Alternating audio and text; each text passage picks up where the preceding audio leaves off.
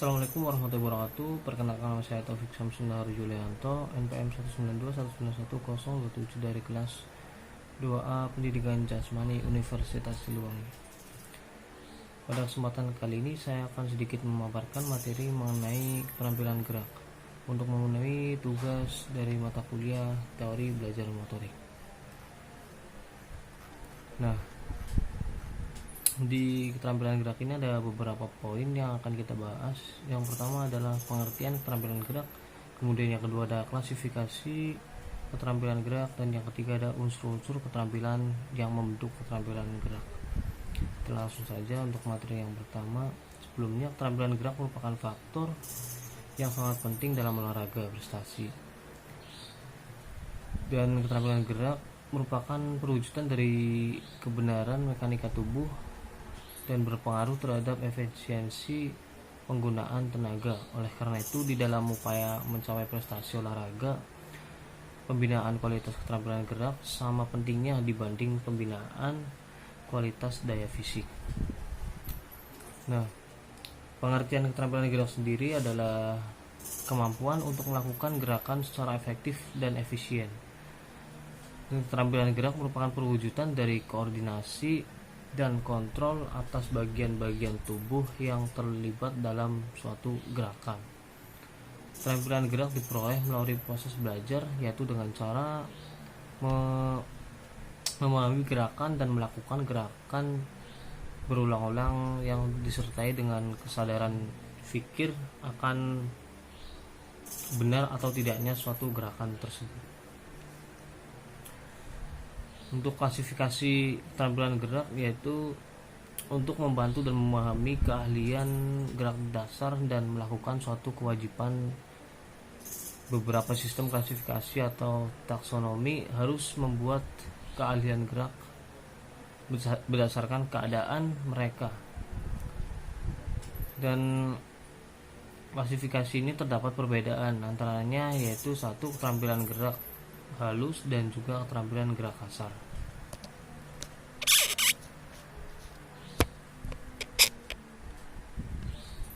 Nah, keterampilan gerak halus ini yaitu keterampilan yang meliputi gerakan normal dan kemudian disempurnakan dalam menggunakan kekuatan otot yang kecil. Dan yang kedua tadi adalah keterampilan gerak kasar. Keterampilan gerak kasar yaitu keterampilan gerak yang menggunakan atau menekankan pada ketelitian dan tipe gerakan dengan memanfaatkan keluasan anggota badan kita. Untuk klasifikasi keterampilan gerak ini dibagi dalam 3 kategori.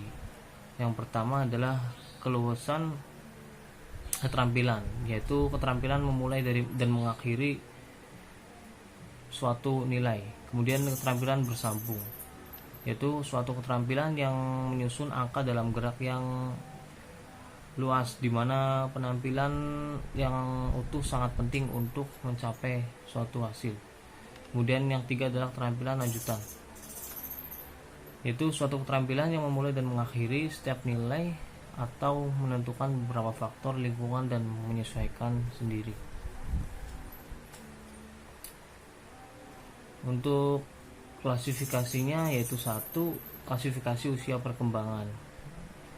Jadi setiap individu merupakan catatan yang tersedia bagi laki-laki atau wanita untuk meningkatkan kedewasaan.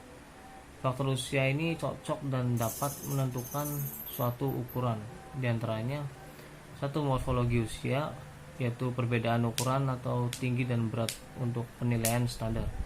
Kemudian usia rangka tubuh, usia senja, dan kemudian usia seks. Dan kedua ada pertumbuhan fisik. Pertumbuhan fisik adalah peningkatan ukuran tubuh atau sebagian mencapai usia dewasa. Dan yang ketiga ada aspek-aspek dalam tingkah laku. Di antaranya ada 3 aspek. Yang pertama ada aspek psikomotor, kemudian aspek kognitif, dan juga aspek afektif. Untuk poin yang selanjutnya ada unsur-unsur yang membentuk keterampilan gerak. Agar memiliki keterampilan gerak yang baik, seseorang harus belajar atau berlatih melakukan pola-pola gerak dan yang bermacam-macam dalam jangka waktu yang lama. Belajar dan berlatih akan sangat bermanfaat untuk kita dalam melakukan suatu keterampilan gerak. Ada 3 kelompok kemampuan yang membentuk keterampilan gerak. Yang pertama adalah 1. Kemampuan fisik kita. Fisik sebagai fungsi untuk melakukan gerakan dan kualitasnya perlu baik agar gerakan bisa terampil dan juga bagus. Yang membentuk keterampilan fisik meliputi 1. Kekuatan, kemudian 2. Ketahanan, kecepatan dan kelincahan, kelentukan, ketajaman indera dan juga kecepatan kita terhadap suatu reaksi. Dan yang kedua ada kemampuan mental kita. Kemampuan mental merupakan kemampuan yang memerlukan fungsi pikiran. Dalam kemampuan mental termasuk juga kemampuan imajinasi kita. Dalam kemampuan mental sendiri ada 9 unsur yang termasuk dalam kemampuan mental. Yang pertama ada kemampuan memahami gerakan yang akan dilakukan, kemudian yang kedua ada kecepatan memahami rangsangan, kemudian yang ketiga ada kemampuan kecepatan atau membuat keputusan, dan yang keempat ada kemampuan memahami hubungan jarak, yang kelima ada kemampuan menaksir irama, yang ketujuh ada kemampuan mengingat gerakan, dan yang ke-8 ada kemampuan memahami mekanika gerakan, serta yang terakhir ada kemampuan berkonsentrasi. Yang ketiga ada kemampuan emosional. Kemampuan atau kondisi emosional juga sangat penting dalam menghasilkan penampilan gerak yang terampil. Kemampuan atau kondisi emosi awal sangat berpengaruh pada saat melakukan gerakan terhadap kualitas penampilannya, yang meliputi 1. Kemampuan mengendalikan emosi dan perasaan, kemudian yang kedua tidak ada gangguan emosional, dan yang ketiga merasa perlu dan mau melakukan gerakan, dan yang terakhir bersikap positif terhadap prestasi belajar gerak.